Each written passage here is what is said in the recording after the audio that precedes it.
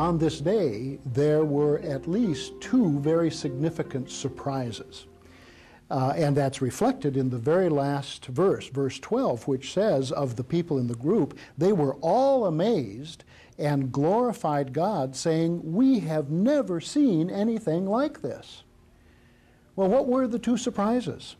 Well, certainly the first surprise was to be in a room listening to the local rabbi of some renown and to be disturbed by discovering that someone is breaking into the ceiling. The roof is being torn up.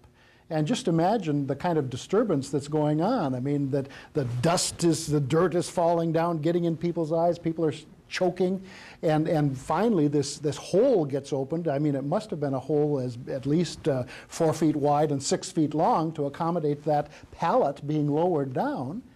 And so here's this incredible surprise of that sort of thing taking place, and obviously disturbing the ability of Jesus to be talking to them and answering their questions. But the second and even more surprising thing that happened that day was related to what Jesus himself did. Jesus' actions were first to turn to the man and forgive his sins. Well, everyone in the room was astounded. I mean, who has the authority to forgive anyone's sins except God?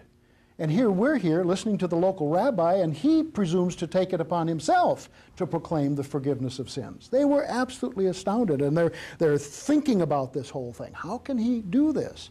And as the text said, Jesus knew what they were thinking about, so he says, okay, I've got a question for you folks. Which is easier, to say to this man, your sins are forgiven, or to say to him, get up and walk? Well, the answer to that was pretty easy. It's easy to say to someone, your sins are forgiven. How would anyone know if it ever happened? But if you're saying, stand up and walk, that's something that can immediately be verified. Does the person speaking have that power or not? And so Jesus says to them, in order that you will know that the Son of Man has authority on earth to forgive sins, and then he turned to the paralyzed man and says, I say to you, get up and walk. And so the two surprises, the first incredible surprise that the roof is torn up and this man is lowered down, but then the second surprise, that double action of Jesus, first to forgive sins, and then second to heal right there before their very eyes. Now, at the same time that these two surprises were going on, there were two kinds of partnership that were being experienced. The first one was the partnership between the four friends and the paralyzed man. This was someone they obviously knew, might have been a relative or neighbor. They saw his need. They wanted to do something to get him some help. And so they concluded, well, the way to get him help is to bring him to Jesus. So there's that kind of partnership. And you will notice that that partnership involved some unequal abilities. Here are the four people who are able-bodied, and the fifth one with whom they are in partnership who lacks that ability.